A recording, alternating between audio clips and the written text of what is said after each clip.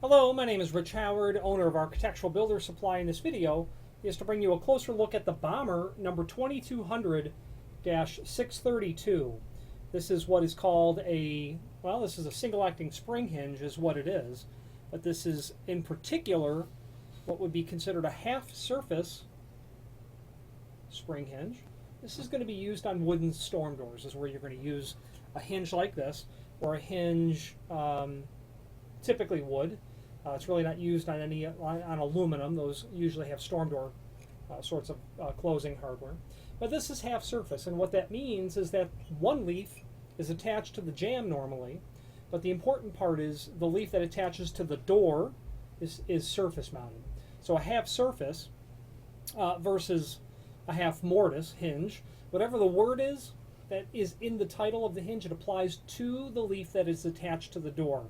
A half surface hinge means that the door leaf is surface mounted, and therefore the other leaf is traditional, in this case mortised, or most typically surface mounted on a hinge like this. So this is what the hinge looks like when you are in a what would be a right-hand reverse sort of swing application. So the door resides in here, and it swings out towards you like this. Okay, this is the jamb that this is the leaf that attaches to the frame. And again, like I said, they're generally surface mounted, but you could sure mortise that if you wanted to. No problem with that. You just have to determine or know exactly what your margins are. This is the hinge, what it looks like, at least under no tension.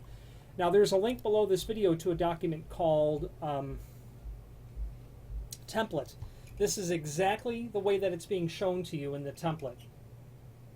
Okay, this is what it looks like, however, when the door is in the closed position. This is what it's showing. This is what it looks like when it's in the 90-degree sort of position.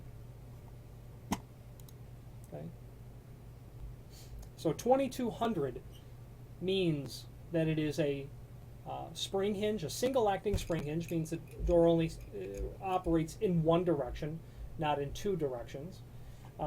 It means that it's half surface. That's also inferred in the 2200 part of the part number. It also means some other things. That it is non-handed. This could be for this left-hand door or a right-hand reverse door, or the opposite hand. You would just turn it over. This is what they say is going to be an adjustable tension, and we'll get to that in a moment. It has a button tip. If you look at the button on the hinge, it kind of looks, if you look at the tip on the hinge, it looks somewhat like what a button on a coat would look like. And it is made of steel. Now the 632, it means two things. It again means that it is steel based, but the 632 also means that it is a polished brass finish on a steel based hinge. And this hinge is available in all of the common finishes: your chromes, your bronzes, your brasses, satin polished, prime coat, zinc plated, or zinc plated, bright black japanned, oil rubbed bronze, a variety of different colors. And they'll be happy to help with other, maybe some finishes that are not listed.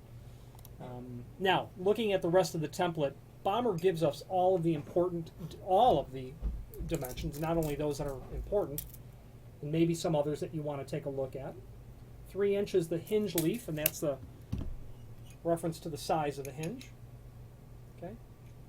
Now, moving on to the tension setting, this is such a generic sort of hinge, meaning it's used when you're dealing with a 20-pound door or a 30-pound door, something like that, that there's not a lot of guidelines from Bommer in terms of how many hinges you're going to use on the door, considering the fact that it will probably just be a perimeter of wood and some screen, maybe a window. So you kind of need to use best judgment, really. And certainly you need 2 hinges to hang a door. And in general, that works out really well. There are clients that order 3. The logic for ordering 3 is when you feel that you have a door that's heavier than standard. Or the other logic is, it is true, you get better, reliable, predictable sort of operation from a door closing when you've got additional spring hinges. Because what you can do is share that work across more spring hinges rather than less. And what you'll end up doing is getting a better ability to close the door all the way to the closed position without having to set the tension so high as to get it to build so much inertia from an open point, and then it slams. So I liken the concept of the stored energy of the spring. When you open the door, there's stored energy. It releases as it closes. Well, as it gets down to the last few 10, 15 degrees, not a lot of stored energy, and it's kind of just inertia. Well, when you've got more spring hinges rather than less, you've got more stored energy on reserve, kind of like a tugboat. They have a lot of torque. They don't go very fast, but they can pull a lot of weight. So I like having the additional amount of reserved stored energy that's happening in the closing cycle, because it allows me to not set the tension so high, get the door to close, not just get to 5 degrees and stop, but close without it slamming. Now every case is different naturally, every door is different, the frame, the plumb, the square aspects of the opening. And generally 2 is the magic number. There are times when you want 3. There's no hard and fast rules, and make your own decision. You can always order 2, and then should you feel like you need a third, add 1 later on. Or just order 3 because that's what the old one had, whatever the case might be. Now, setting the tension. With every order for these spring hinges, you're going to get a tension rod. With every hinge that you order, you'll get a tension pin. When the tension collar is pointed towards the top of the door, you will insert the tension rod and then rotate it clockwise. And as you do so, you reveal new additional holes. And it's into one of those new holes that you'll insert the tension pin. And it's that act of inserting the tension pin that allows you to set the tension on the spring. Okay, so now I've got tension set. If you were to install this in the opposite direction, just turn it counterclockwise at that point. Okay, you can do it either way. But that's your tension. I think the concept is about 3 holes maximum is what they recommend on a hinge like this. If you're getting it out to about 90 degree, that kind of thing. Or it might be if you're getting it out past 90 degree, 3 holes max tension set. If you're only opening it to 90, there are times when 4 holes is permissible. The fact of the matter is if you hear any creaking in the hinge and it's a new installation, back that off. Back it off a hole.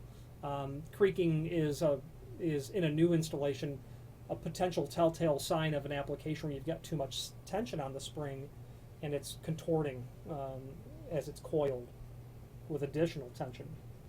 Now, feel free to let us know how your results go. I would like to know if your application took 2 or 3 hinges. That's always good information to have. The last thing I'd like to point out to you is the Bommer logo, and right above it it says Made in USA. That's a fact that Bommer is quite proud of, as am I to represent them. If you have any questions on the Bommer number 2200-632 double acting spring hinge or any other Bommer product, single acting screen door spring hinge or any other Bommer product, please feel free to reach out to us. Thank you.